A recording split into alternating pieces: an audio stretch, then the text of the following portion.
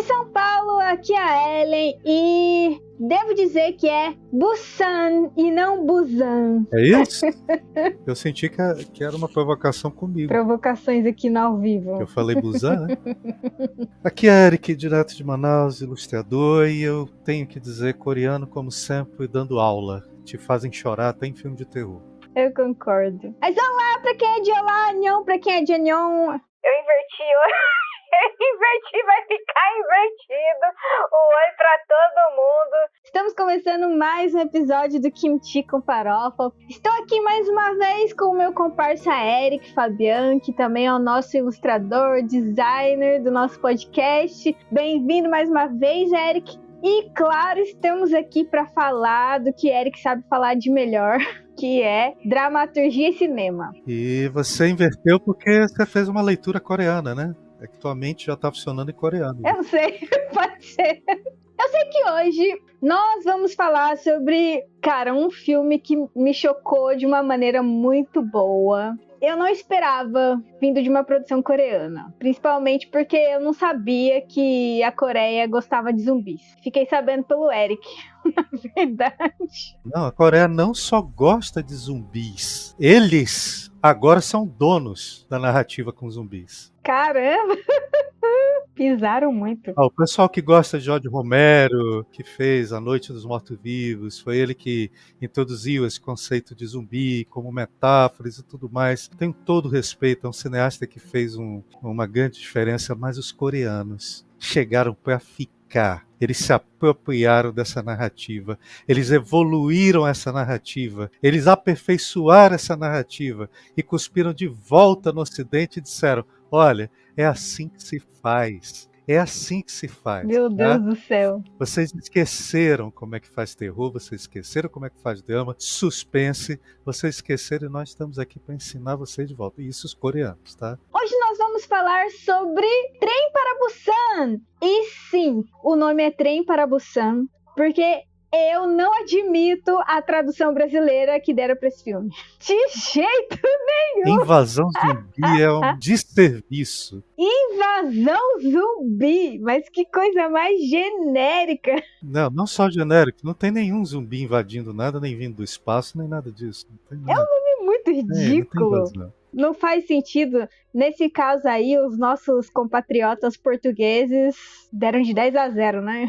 Deixando o original aí, Trem para Busan. Teria ficado muito mais legal, muito mais dramático, Trem para Busan. Ah, com certeza. É isso daí. Mas então, pra quem não entendeu, né, a minha frase de efeito no começo foi uma provocação direta pro Eric, porque a primeira vez que eu ouvi ele falando o nome, ele falou Trem para Busan, com som de Z. Mas é isso, pessoal. Hoje nós vamos falar um pouquinho sobre esse filme maravilhoso. E assim, como é o primeiro filme que a gente aborda aqui no Kimchi com Farofa, eu queria deixar avisado que o nosso estilo vai ser basicamente assim. Primeiro a gente vai comentar o filme sem spoilers, para quem não assistiu poder apreciar sem levar sustos na cara, coisas que se você for assistir depois você não vai querer saber para se surpreender. E depois, a hora que a gente for entrar na parte de comentar certas cenas com spoilers, a gente vai deixar vocês avisados aí que a partir de certo momento é por sua conta e risco. A gente vai fazer igual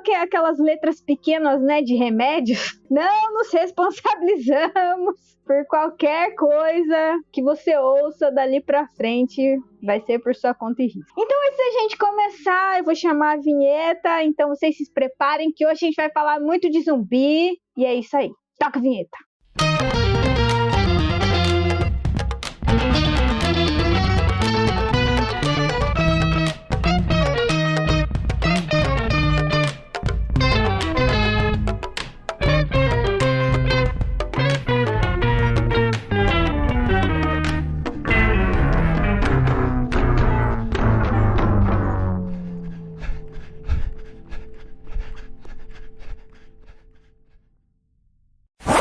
Gente, eu apresento para vocês agora o nosso programa de apoio ao Kimchi com Farofa. O nosso podcast, ele ainda é novo e por isso, além do engajamento com os episódios, a gente precisa também de apoio financeiro. Eu estou aqui nesse momento para convidar você, ouvinte, a acessar o site da Catarse e conhecer as modalidades de apoio que nós possuímos. A gente tem aí a opção de vocês terem acesso a episódios especiais que nós estaremos produzindo com o decorrer dos meses, sorteios e muito mais coisas por aí. Então acesse www.catarse com um S só, catarse.me/kimchi com farofa. E lá você confere todas as novidades criadas para quem se torna um apoiador aqui do Kimchi. E se você tiver preguiça de digitar o nome do site, é só ir lá no Instagram do nosso podcast e clicar no link da bio. Aproveita e já segue a gente lá também, é @kimchi com farofa, lembrando que kimchi é com CH, tá? E K no começo, @kimchi com farofa. Antes de a gente comentar sobre o filme em si, eu acho legal a gente ver assim o basicão, né, sobre ficha técnica, até porque a gente vê o sucesso que esse filme fez. Como o Eric já tinha comentado comigo, ele é um filme um pouco mais antigo, né, de 2016. Quando eu peguei essa ficha técnica aqui, tava falando que é um filme de apocalipse zumbi, mas não é, gente, não é um filme de apocalipse zumbi, até porque o final do filme dá a entender, assim, que a coisa vai ser resolvida de uma maneira mais tranquila, né, do que essa série de apocalipse zumbi, mas ele é, sim, um filme de ação, um filme de suspense, foi dirigido por Yeon Sang-ho, e estrelado por algumas figuras aí coreanas, como Gon-yu, Jung-yumi e Ma Dong-seok. Então, o filme, ele basicamente está contando a história de um cara que ele é um executivo, e é aquele executivo que é workaholic, né? O cara é obcecado por trabalho, e ele tem uma filha, uma criança, né? E ele tá levando a filha dele pra mãe, que mora em Busan, porque eles são divorciados. Só que daí, no meio dessa viagem aí, eles têm que se deparar com uma doença que transforma todo mundo numa zumbizaiada muito louca. Nem sei se existe essa palavra aí, mas acabei de inventar. E, basicamente, os caras têm que sobreviver naquele trem lá o filme inteiro. E uma das coisas que eu acho mais relevante de a gente falar sobre essa ficha técnica é que o Trem para Busan, ele estreou na sessão da meia-noite do Festival de Cannes, né? Que, como eu já disse, em 2016. A gente sabe que o Festival de Cannes é um dos 3 circuitos, se eu não me engano, os mais famosos do cinema ao redor do mundo. Então, ele foi um filme que teve bastante destaque internacional, pelo que eu percebo. E em agosto desse mesmo ano, ele já se tornou o primeiro filme a ultrapassar a marca de 10 milhões de espectadores. Pra quem não sabe, eu não sabia e eu já quero assistir isso depois. Ele tem uma pré-sequência que é uma animação que chama A Estação de Seul, que também é dirigido pelo mesmo diretor, o Sang-ho, e foi lançada um mês depois. Esse filme ele arrecadou 87,5 milhões de dólares, foi a maior bilheteria do cinema coreano na Malásia, em Hong Kong e em Singapura. E na Coreia, a gente sabe que o mercado coreano, né, o mercado do entretenimento é bastante limitado na Coreia, mas registrou uma bilheteria ali de 11 milhões. E agora a gente vai afundar um pouquinho mais sobre as nossas impressões a respeito dele. Eu acho que a primeira coisa que eu gostaria de considerar aqui, Eric, se você me permitir, no nosso tópico durante a nossa conversa, é sobre a atuação dos atores.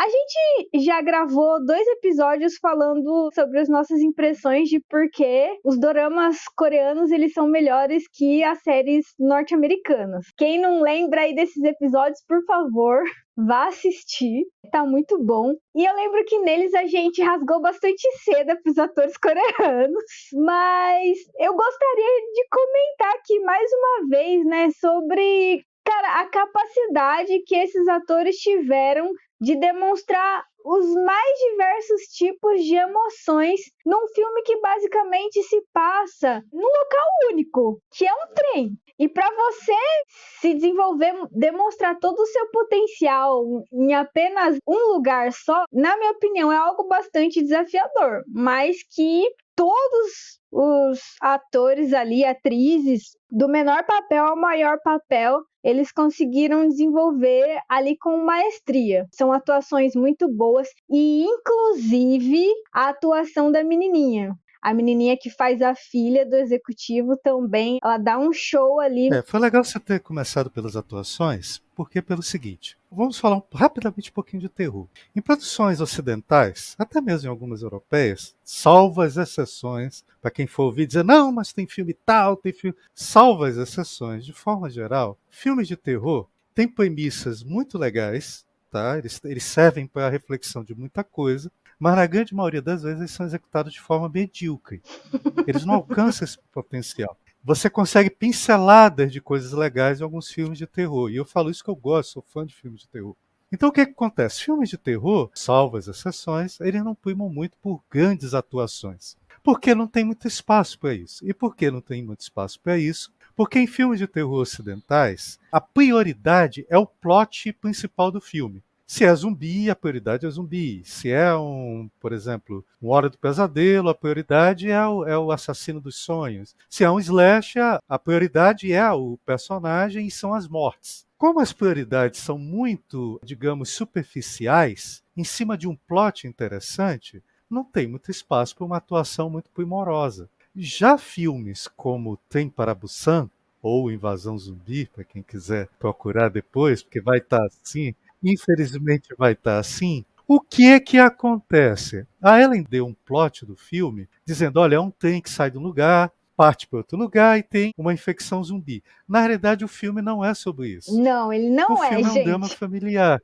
Exato. Então, ele é um filme que se trata de um relacionamento de um pai que, pelo visto, e essa é a parte boa, isso não é te jogado de prima, mas conforme a história, e tem história, vai seguindo, você entende que é um pai ausente, mas que por certas circunstâncias é ele que vai ter que cuidar da filha. E ele não vai ter que cuidar da filha só neste momento, é ele que anda cuidando da filha. Mas você percebe pelo filme que ele é um pai ausente. Ele é o típico executivo de mercado de ações, que vive em função do trabalho, em prover uma boa vida para a família, mas com distanciamento emocional total. E aí parece ser um monte de coisa? Sim, é um monte de coisa que é te apresentado nos primeiros minutos iniciais do filme de forma brilhante. Você consegue entender todo esse drama. Porque o foco do filme não é a questão caricata do terror, dos zumbis, do trem que parte, da infecção, não é isso. Ele se foca no drama dessa família, desse pai, dessa filha, de uma avó, de uma mãe distante e de outras coisas que a gente vai discorrer depois. Então a atuação é excelente, porque o foco do filme é justo os dramas pessoais. E o terror, eu não vou nem dizer que o terror é o pano de fundo, porque é desenvolvido de forma tão magistral que ele tem a sua importância.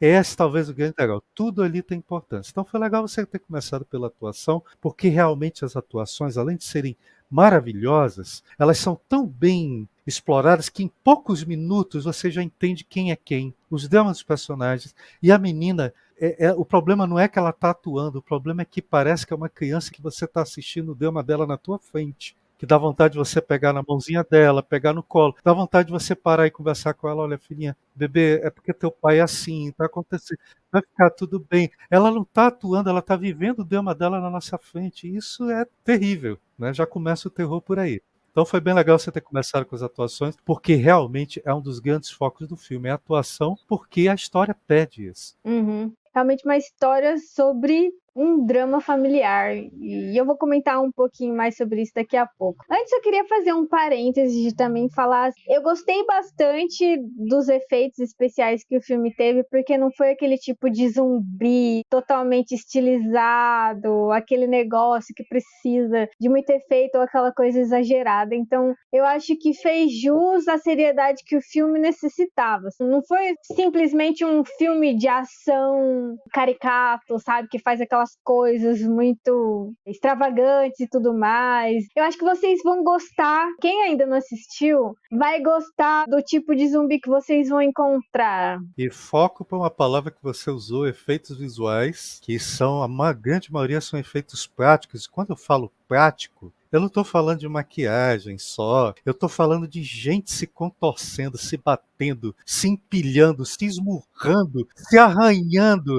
se enroscando.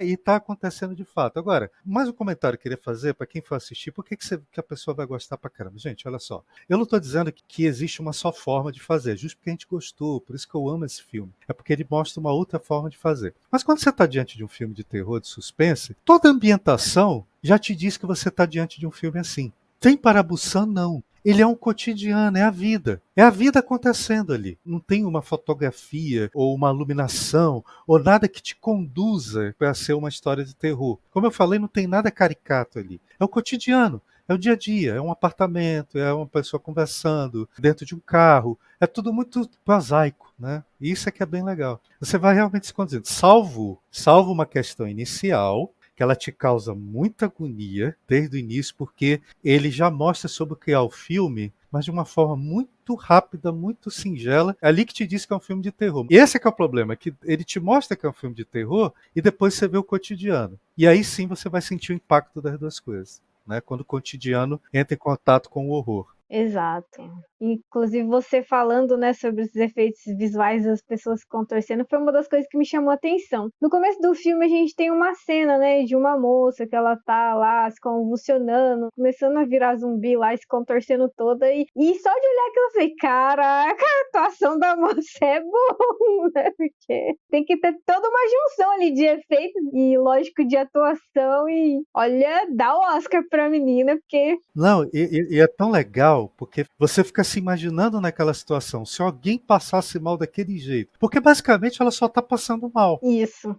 Você já viu isso por aí. Eu não sei como é que as pessoas reagem em público quando alguém está passando mal perto dela. Mas você até fica pensando, cara, se acontecesse isso na minha frente, se a pessoa passasse mal do jeito que ela está passando aí, como é que eu ia reagir? Aliás, o filme é muito cheio disso, tá? Situações que, tipo, que você se pergunta como é que você reagiria, né? E não é reação de você sair igual em filmes estadunidenses, pegando uma arma, atirando, pegando um taco de beisebol, que nós vamos falar sobre isso depois. Não é isso. É se alguém passasse mal na tua frente do jeito que aquela menina está passando, que é tão real, como é que você agiria? Só que você já sabendo o que está acontecendo, te dá uma agonia, A moça lá que vai atender, ela vai chegando perto, vai perguntando, vai conversando com ela, vai tentando ajudá-la e a única coisa que você quer dizer é cai fora. Ela fez os primeiros socorros corretamente, né? Ela foi um ser humano decente.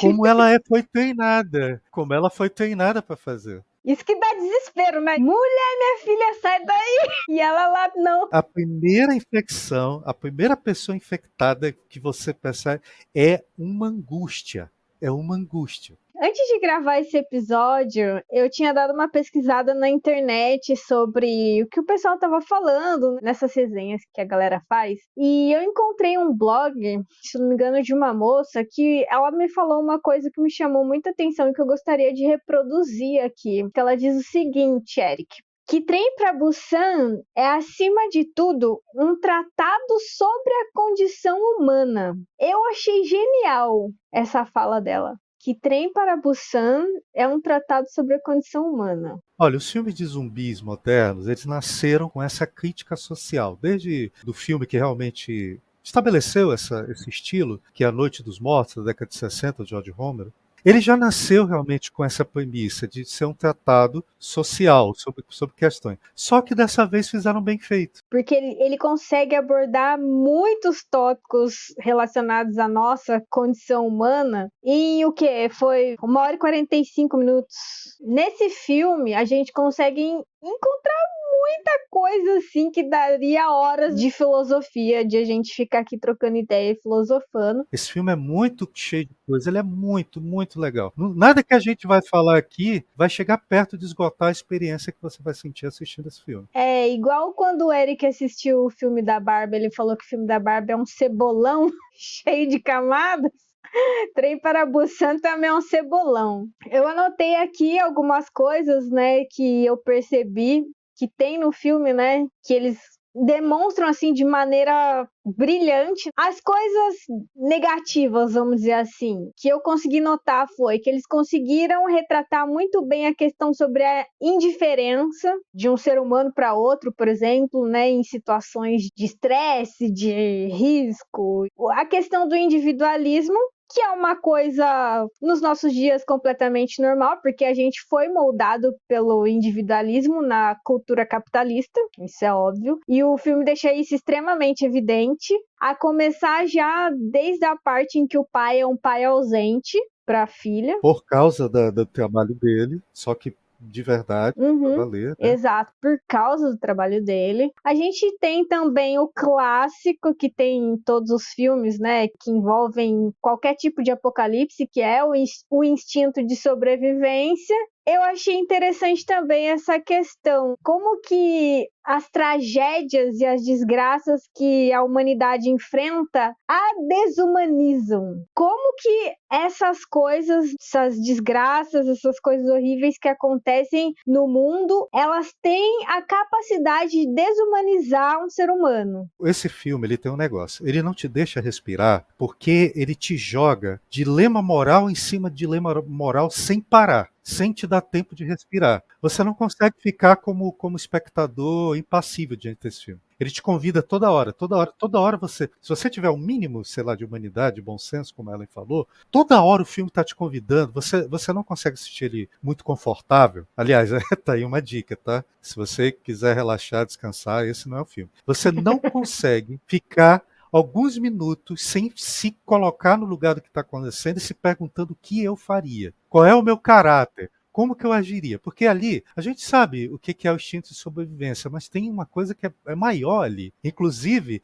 as escolhas de como você vai querer sobreviver. Entende? Não é só sobreviver, mas as escolhas são possíveis fazer sobreviver. Mas a verdade é que esse filme, ele não te perdoa, sabe? Ele não perdoa a condição humana. Só que ele não perdoa a condição como um tratado filosófico assim em terceira pessoa. Ele te convida toda hora, você, desgraçado, como é que você agiria? Ele consegue encaixar quase todos os tipos de personalidade, de pessoa, de faixas etárias, diante de uma sucessão ininterrupta de escolhas morais, de dilemas morais mesmo. Isso que é bem legal. Tem uma outra coisa, você falou uma coisa interessante. Esse filme ele usa zumbi só como uma ferramenta. Só que, justo isso, ele usa como uma ferramenta tão bem aplicada que poderia ser um terremoto, poderia ser uma guerra, poderia ser o que for. É assim, ele usa uma coisa ficcional, mas ele usa de forma tão concreta que você enxerga qualquer coisa ali. Mas a Ellen falou o seguinte, o quanto tanto isso desumaniza, mas também tem o contrário. O quanto essas tragédias podem descobrir o ápice da humanidade ainda.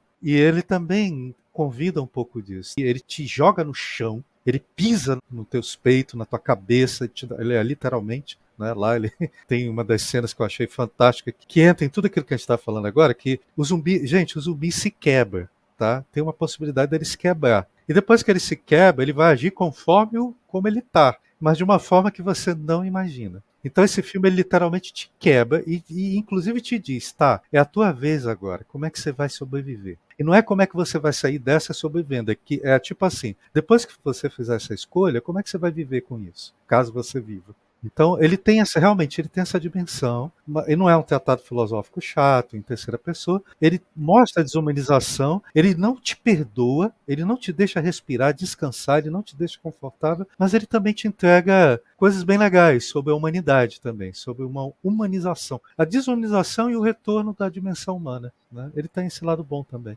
Tem muitas coisas boas e uma das palavras-chave aí que eu acho que você não falou, mas você referenciou, que a gente encontra dos aspectos positivos no filme, é a empatia, né? Mas não é a empatia só que a gente encontra de um personagem para o outro. É a empatia que nós, telespectadores, também começamos a cultivar com respeito à história. E isso eu achei bastante interessante. Algumas outras coisas também positivas que a gente pode comentar com respeito a como essas tragédias também podem humanizar a sociedade, ao mesmo tempo em que desumaniza, ela também tem esse poder de humanizar. A gente viu também no filme coisas como, por exemplo, o espírito de grupo, né, de sobrevivência em grupo, a luta não por uma pessoa só, né, mas pelo grupo, pela equipe. Uma das coisas mais bonitas também que eu vi no filme é sobre o amor juvenil, aquele amor que é inocente. Eu achei bem interessante eles não deixarem isso de fora. E, claro, como todo filme de herói, tem o senso de sacrifício pelo bem maior, e não uma vez só durante a história, não é só no final do filme, são em diversos momentos da história em que a gente vê pessoas se sacrificando pelo bem maior. E da onde menos se espera, às vezes. E que não é tirado da cartola, não é essas soluções fáceis que você vê em algumas séries, que o sujeito é mal, mal, mal, e de repente ele faz um gesto altruísta. Não, isso é preguiçoso. Aqui não tem preguiça. Aqui os personagens são construídos. E eles não só são construídos, a gente constrói eles porque a gente começa a entender quem eles são, de onde eles vêm. E, inclusive, as surpresas que a gente tem na vida, a gente tem com esses personagens também. Fora esse lance do senso de que você falou, do trabalho em equipe, do pensar no grupo, no bem comum. Quando eu assisti esse filme, uma das coisas legais que eu sentia é algo assim, puxa vida, uma pessoa assim eu gostaria do meu lado. Será que eu estou cultivando relações que me permitam eu ter alguém assim do meu lado? Eu desperte esse companheirismo em alguém? Será que as minhas relações, a forma como eu me comporto socialmente, fariam um estranho salvar minha vida?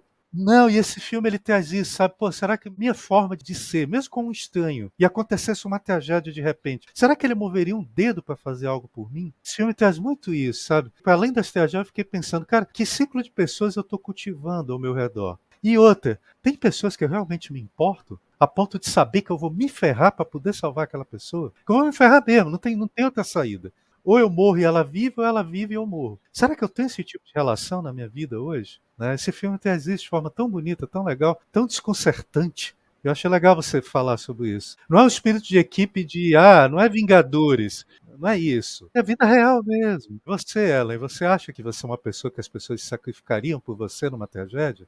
Difícil, né? E esse filme traz isso pra gente. Ele é bem legal nesse sentido. Vamos lá, antes de a gente entrar mesmo na parte com spoilers, eu tenho uma última pergunta para você, Eric. Na sua opinião, né, você acha que os momentos de crise, eles realmente trazem o pior que já existe, tá? Já existe dentro de cada pessoa?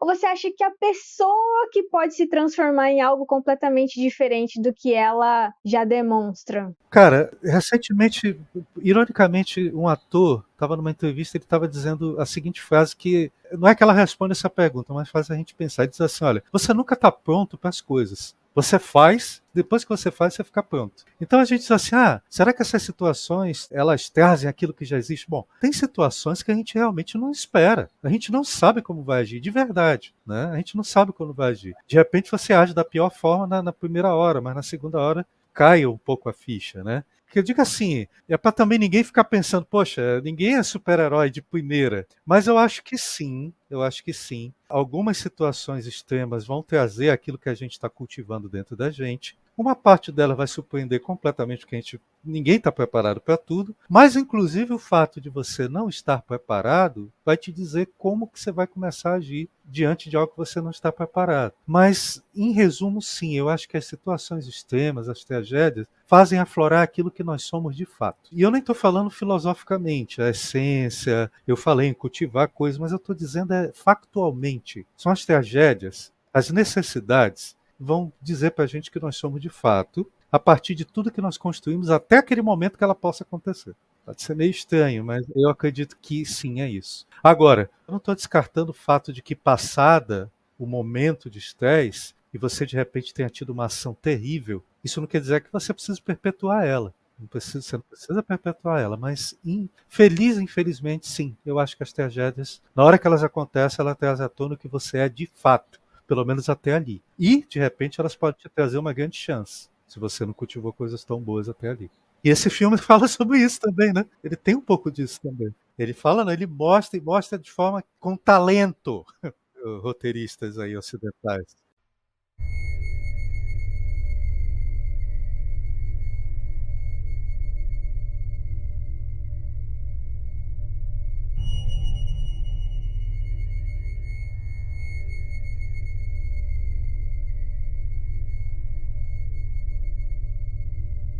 A gente falou diversas coisas aqui, mas não dá pra gente aprofundar o tanto que a gente gostaria sobre esse filme se a gente não entregar um pouco de spoiler. Então é nesse momento que eu digo que se você não quer saber o final do filme, não quer saber das cenas, vá assistir o filme primeiro, vá assistir Trem para Busan e depois você continua o podcast de onde você parou. Ou então, aqui agora, a gente assina o contrato, ó, por sua conta. E faz o seguinte, se até aqui que você ouviu te deu vontade de assistir, vai lá e assiste. Você vai ver que a gente não te enganou. E aí quando você voltar, você vai curtir ainda mais o papo que a gente vai ter daqui pra frente. Isso, exatamente. Então, vamos lá, vamos bater o papo que é o mais legal agora e que eu tô empolgada pra ir, que são a gente aprofundar um pouquinho as impressões sobre o enredo e sobre os personagens. Eu vou começar aqui, Eric, falando que uma das coisas que mais me deixou satisfeita no filme foi porque eu achei que o final foi extremamente coerente com o desenvolvimento e o background de cada participante, né? De cada personagem ali da história. Então, não é igual aos outros filmes de terror, sabe? Porque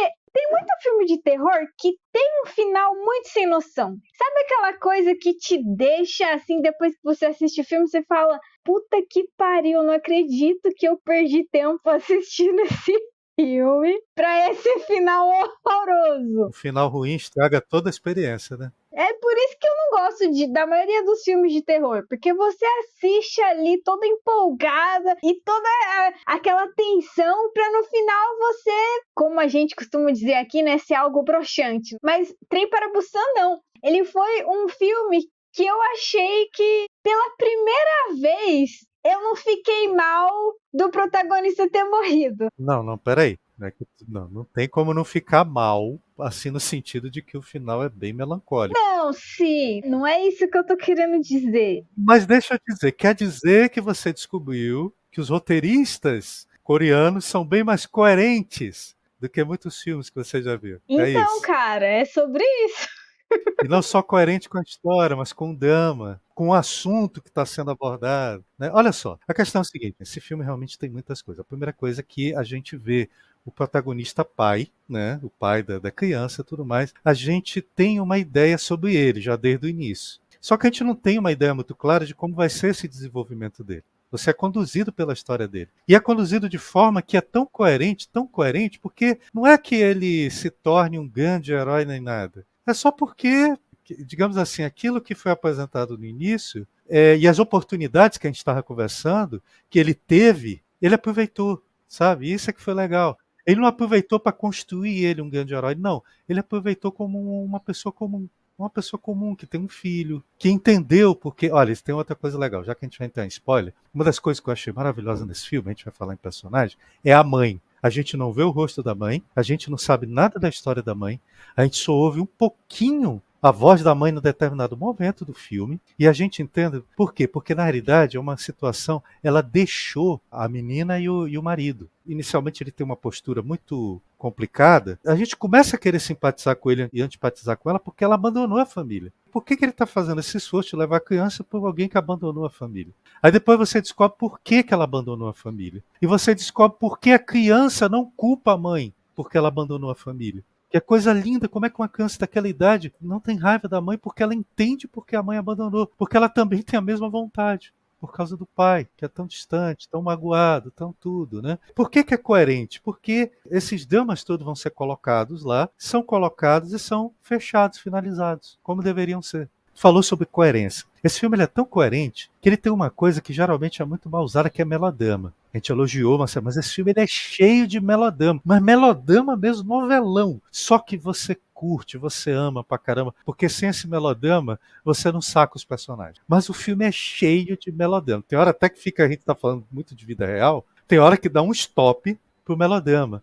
Só que é legal. Porque todos nós somos melodramáticos também. Ou seja, o pai, é que a história do pai fechou bem. A história do pai fechou bem. Né? Fechou bem a história do pai. No caso aí que eu tô falando das mortes, que eu achei completamente coerente, né, esses finais, não foi apenas do nosso personagem principal, do pai. Eu achei extremamente coerente todas as mortes, sabe? Todas as razões que foram dadas pra ela. Tipo, o cara que era o marido da mulher grávida, ele era basicamente o verdadeiro herói do filme, né? Olha que tem.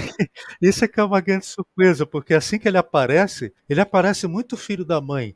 A menina vai bater a Todo porta. mundo acha que ele é um idiota, Não, a né? menina vai bater a porta do banheiro, ele segura a mão da menina e diz: é importante. Cara, ele é muito grosso com a molequinha. Ele é muito grosso com a moleque, porque ele não quer que a moleque interrompa a mulher dele que tá grávida no banheiro. Uma menininha. Ela vai bater, ele segura a mão dela antes que ela bata na porta e pegou aquele bicho grandão. É importante? A menina quer ir no banheiro. Ele ainda fala, tem outro. Mas aí você vê que logo na próxima cena, já é ele com a mulher dele fazendo amizade com a menina. Daí você percebe, não, esse cara é um bocazão. Não, aí que tá a complexidade. Ele tava sendo meio chato com a menina, mas por quê? A mulher dele tava grávida. E tava no banheiro, Ou seja, ele tava no Tava no banheiro, né? momento Aí, dela. sabe essas pequenas.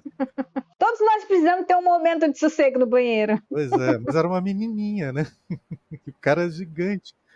Enfim, todas as outras mortes eu acho que foram muito coerentes com a história que o filme quis narrar sobre cada pessoa, sabe? Então eu achei que foi muito coerente. É porque era tudo muito inevitável, né? É porque era tudo muito Inevitável, inevitável. sim. Aham. Eu acho que ainda continua 10 anos luz do que um filme que propõe um caminho, que traça um caminho previsível na mente do telespectador e no final não entrega nada daquilo, sabe? Que é aquela decepção. Aqui não, o Trem para Busan, ele prometeu e entregou. Tudo aquilo que ele prometeu, ele entregou. Não, ele entregou. Tanto é que quando eu assisti a primeira vez esse filme, que terminou, eu disse até uma frase que eu repeti pra ti: coreano tem problema. O coreano precisa de terapia coletiva. É nacional, tem que ser terapia nacional, tem que ser plano de governo. Porque vai gostar de sofrimento assim, irmão. Por isso que eles são bons nos doramas. E aqui é uma droga, porque não é um sofrimento imposto, é um sofrimento inevitável. Por isso você tá falando de coerência, porque era que não tinha outro jeito, era aquilo ali mesmo. Aquela desgraça lá. Deus me livre. Me guarde.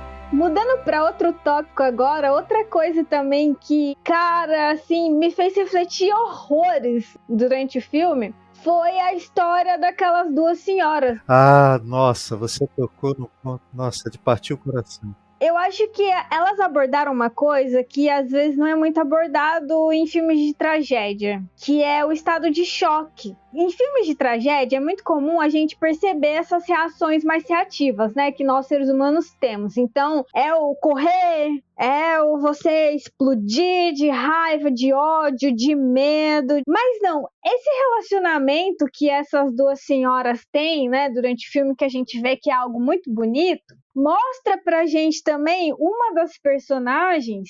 Ela simplesmente, quando começou a acontecer toda a tragédia lá e elas foram separadas, né, no meio do corre-corre lá e cada uma ficou com um grupo, né, tentando fugir lá dos zumbis nos vagões, ela simplesmente travou. Ela congelou ali naquela questão do medo e de tudo que estava acontecendo, e esse medo foi tão paralisante para ela que ela chegou num ponto em que ela chegou ao nível da indiferença. Ela não conseguia mais reagir a respeito de tudo que estava acontecendo, não conseguia demonstrar emoções nem nada. E acho que a parte mais surpreendente mesmo é o final que elas têm, porque quando a gente tem aquela cena lá que o pessoal tá querendo entrar no vagão, só que o pessoal que tá dentro do vagão não sabe se eles estão infectados ou não e fazem de tudo para eles não entrarem. Nisso, acontece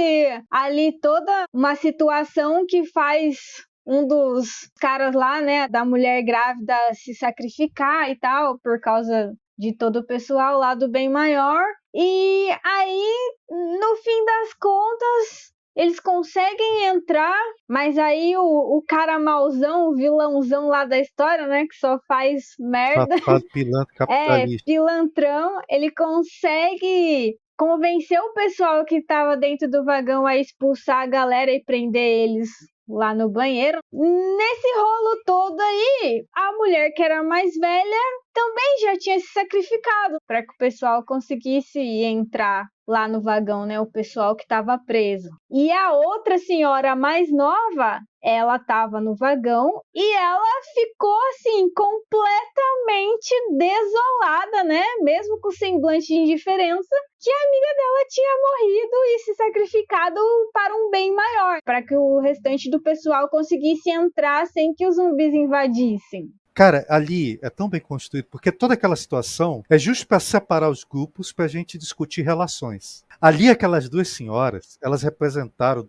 duas coisas que são maravilhosas. Representaram o altruísmo e a justiça. Por que altruísmo e justiça? Cara, a outra, momentaneamente, pareceu meio magoada, porque a amiga dela, a companheira dela, a irmã dela, ficou completamente paralisada enquanto ela era levada. Ficou paralisada sem ação. Inicialmente ela achou, ela não está fazendo nada por mim, sabe? Ela não está reagindo, ela está, olha o que está acontecendo comigo, ela está desse jeito e está se deixando ser levada. Só que depois, aquilo que você falou, ela compreendeu que foi um choque. Foi um choque. E aí, a outra amiga que se recuperou do choque resolveu fazer uma ação altruísta de se sacrificar para os outros se salvarem. E a amiga dela, vendo isso, resolveu tomar uma outra decisão. Esse pessoal que está aqui não tem o direito de sobreviver. Eles precisam ser punidos. Eu achei essa cena fantástica. Nossa, é incrível. Foi os dois extremos. Uma foi o altruísmo, a outra foi a punição. Sabe, o lance do equilíbrio não está certo. E interessante, ela fez isso passando por cima da mágoa inicial, né, de supostamente ter sido abandonada pela amiga. Tem uma frase que ela me marcou, né? A senhora mais velha, antes de ela abrir o vagão para os zumbis entrarem e matar ela e o pessoal lá, que prendeu o pessoal lá no banheiro, que achava que eles estavam infectados. Ela diz assim: a vida inteira ela foi assim, se anulando em favor dos outros.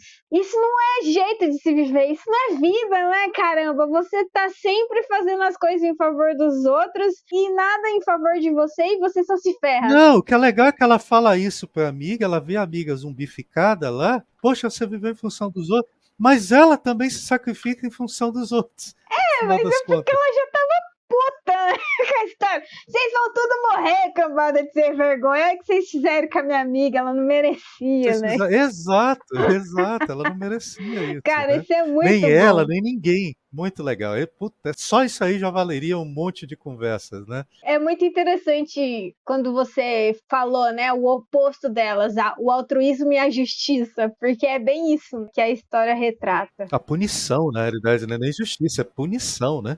Ela puniu. De longe, assim, uma das melhores cenas do filme. Mas bora lá, vamos falar da galera do beisebol. É como você disse, né? Poxa, que é tão bonitinho que eu não sei se. Aí você que vai me dizer se é da cultura deles mesmo, toda essa timidez, né? Porque a menina senta do lado dele para mostrar que gosta dele e os outros começam a bagunçar. E ela, não, o pessoal tem que saber que eu gosto de ti. Né? E ele fica todo ali tímido, né? Mas é tão bonito, porque depois ela conquista ele de forma tão profunda, ele sente tanto o que acontece com ela que ele também decide não viver sem ela. Mas não é que ele não decide viver.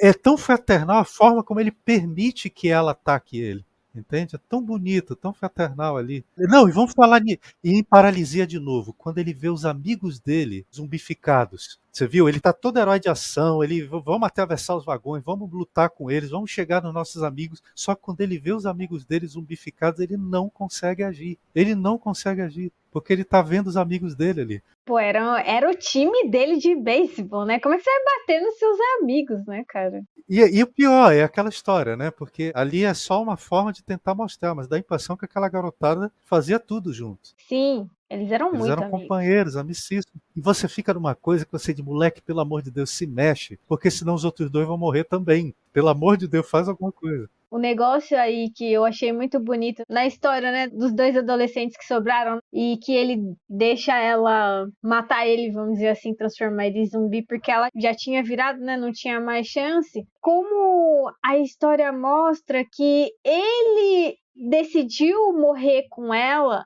porque ele não conseguiria viver com a consequência de abandonar ela, mesmo ela tendo sido mordida. Então eu achei isso de uma significância muito profunda, sabe? Quando você tem aquele vínculo. Que é pueril, né? É pueril. É, muito inocente e puro. Como que eu vou conviver sabendo que eu abandonei ela lá e fugi? E ele termina pedindo desculpa e decide ficar lá com ela. E aceita o destino final, que era a morte. E ele vai pedindo desculpa, se lamentando enquanto ela vai mordendo ele. É muito lindo. Agora, é aquela história que a gente falou no início, né? Não é só você sobreviver, mas você conviver com o que você teve que fazer para sobreviver. Exato, é sobre você aguentar as consequências. E ele fez uma escolha. É, a escolha dele foi essa. Até porque eu acho que se ele não tivesse feito essa escolha, ele iria ser atormentado o resto da vida, né? Por isso. Justamente por ter vivenciado isso enquanto jovem. E provavelmente, porque ali eles estavam já até numa sintonia de sobrevivência.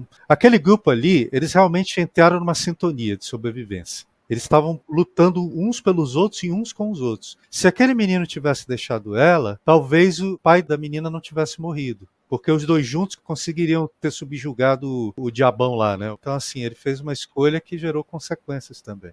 Eu tô dizendo roteiro genial, entende? Um negócio genial, sabe? Essa coisa. Não é fechado. E nem é errado. Ele não é que ele errou. Né? O que eu acho legal que esse filme traz é que a gente estava até conversando certa vez isso, né? Só entre nós. A vida ela é muito complexa. É muito complexa, a gente quer pôr elas em caixinhas. Eu acho legal que esse filme, ele explora um pouco essa complexidade. Se ele tivesse deixado ela para trás, para nós que estamos assistindo, talvez o pai da menina não tivesse morrido, aquela coisa, mas tudo bem, sabe? Ele não errou por causa disso, é porque a vida é complexa mesmo. Eu acho que para ficar mais real, só a única coisa que faltou foi o cara mal se dar bem.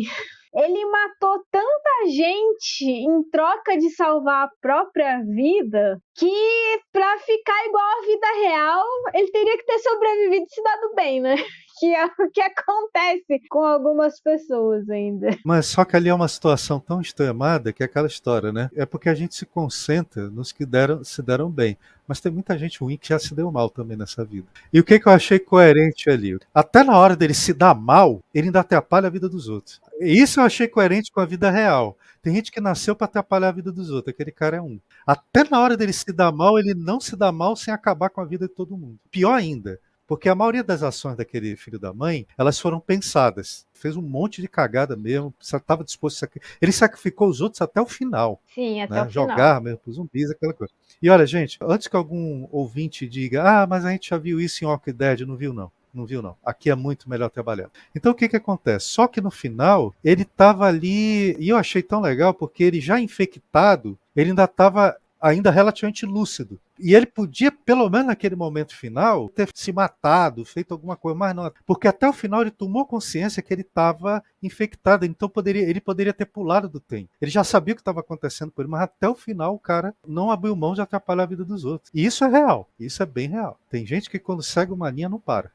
Vai fazer merda até o fim. O cara era argiloso. Aquilo que a gente conversou mesmo. O que você está construindo pode ser que você leve até o final. O problema é que não é você, é um monte de gente que vai se dar mal nesse negócio. Né? Então nós temos ali aquela coisa maravilhosa que foi aquelas duas senhoras. Nós temos um cara que é o fortão do bem. Só que ele não é só um fortão do bem. Ele filosofa durante o filme de forma bem legal. Nós temos os garotos inocentes. Nós temos o sujeito, o maquinista, por exemplo. O maquinista é bem legal porque não é que ele seja bom ou mal, é que ele tem um senso de dever. Ou seja, a função dele é aquela, ele vai cumprir ela até o final. É um estudo muito interessante de caso. O maquinista não é que ele estava agindo ali por altruísmo e bondade. Ele estava tão focado em cumprir o papel dele, eu não sei se é cultural também, Ellen, mas parece que quando a pessoa sente que ela tem uma função na vida, ela vai levar isso até as últimas consequências. Ali é um cara que, assim, ele poderia não ter morrido. E não seria incoerente se ele não tivesse. Né? Porque ele estava só indo para frente, era bem legal. O que ele só queria era cumprir o papel dele até o final. Né? E cumpriu, né? Nós temos o outro cara, que era o tipo um gerentezinho ali, que ele era toda hora indeciso. Então, outro estudo de caso também, né? Você não consegue ter um lado. Chega um momento que a situação decide por você, né? Você não toma uma decisão, uma escolha. Esse que é o negócio. Ele era aquele tipo de pessoa que ele era influenciado toda hora. Né? E ele foi influenciado até o fim. A última coisa que eu queria comentar aqui é que aquele final É muito fantástico que as únicas sobreviventes é a menininha e a mulher grávida. 3 sobreviventes. 3 sobreviventes, quem foi o terceiro? A criança que tá na barriguinha dela. Ah, sim, a criança, né? Que a criança não aparece na história, né, pô? Mas o que eu ia comentar é que o final, ele deixa a gente muito pensativo com respeito ao que vai ser da vida dessas duas mulheres depois, né, o desenrolar do filme. O final te deixou pensativa? Não, peraí. Vamos abrir um parênteses. O final te deixou pensativa? Eu tava chorando copiosamente. Eu não tava pensando em mais nada. Eu não sou racional como você, desculpa, sabe? Eu só tava chorando. E elas só sobreviveram porque a menina começou a cantar a canção que ela queria ter cantado pro pai. Ela terminou a canção que ela queria ter cantado pro pai. Pro pai, é. Porque o pai nunca estava lá e dessa vez o pai ficou até o final. Aliás, nem ficou porque ela pediu tanto que ele ficasse, né? Eu sou pai de 2 meninas, Ellen. É. Entende? Aquilo ali me derrubou. Você é pai, daí você fica emotiva. Nossa, sem motivo não. Eu chorei feito um bebê. E eu tive que assistir de novo com minha filha, o namorado dela. Eu tava tendo que esconder o rosto. Pra eles não verem eu chorando de novo. Ai, Érico, muito bom. Não, eu entendo. Não é que a gente tá chorando de um final de filme. É que foi toda uma jornada até ali que vai mexendo com as emoções da gente. Sim, mas é por isso mesmo, por causa dessa jornada, que faz a gente pensar e deixa a gente tocado como que aquela menininha vai lidar com aquele trauma de ter sobrevivido, mas ter visto tantas coisas boas e ruins depois. Para mostrar o quanto esse filme faz a gente pensar em situações reais. Ele é um filme de terror, de suspense, de drama, de romance. Ele tem um romance muito bonito ali, né? Como a gente comentou no programa anterior, o mote é o terror, mas como os coreanos não são medíocres nas suas construções de história, eles sabem que a vida, em qualquer situação, ela não se anula. Toda e qualquer situação você vai continuar odiando, vai continuar amando, vai continuar sendo melodramático, vai continuar sendo corajoso ou covarde, não importa, né? O que é legal é que eles levam todas essas complexidades, não importa o filme, qual que é o mote principal do filme. E Trem para Busan é isso. É tudo isso. É um estudo de humano, é um estudo filosófico, é legal, tem ação, tem terror, tem personagens. Ah, vamos lá. Faz tempo que eu não vejo personagens tão carismáticos. Você se importa com todos eles. A verdade é essa. É muito bonito. Todos eles são muito cativantes. A morte não é número ali. Então, para finalizar esse episódio, que nota você dá para esse filme? Cara, eu vou dar uma nota 11 para esse filme. Né? De 0 a 10 eu dou 11, né? Dou 12, dou 100. Esse filme, ele é o seguinte, ele é uma experiência, a gente não está exagerando, se você sentar e se deixar levar, ele é uma experiência. Inclusive, dessa temática zumbi, do filme, eu gosto de filme de terror, esse filme ele é tudo isso e bem mais, que aqui a gente só arranhou. Inclusive, a Ellen falou, eu sou um fã de filme de terror, gosto de... Não de todos, porque tem uns que não vale a pena, mas, por exemplo, na temática zumbi, esse filme faz parte da minha Santíssima Trindade, que é ele, Trem para Busan, Guerra Mundial Z e uma minissérie da Netflix também coreana chamada Kingdom. Ou seja, os coreanos estão 2-1 no placar da minha Santíssima Trindade de filme de zumbi. Da Santíssima Trindade, Kingdom é o pai, o filho é Trem para Busan e o Espírito Santo é Guerra Mundial Z porque ele está se espalhando no mundo inteiro. Fiz uma analogia teológica. Caraca, muito bom. Mas é isso, pessoal. Nós encerramos o nosso episódio por aqui. Convidando todo mundo que não assistiu o Trem para Busan ainda, assista. Quem já assistiu, reassista. Sob essa ótica nossa comentada, se vocês não tiveram muito tempo para filosofar a respeito desse filme. E depois tragam seus comentários aqui pra gente saber o que vocês acharam, ok? Eric, valeu mais uma vez pela sua presença. Valeu, obrigado. Muito bom falar daquilo que a gente gosta. E aguardem as cenas do próximo capítulo.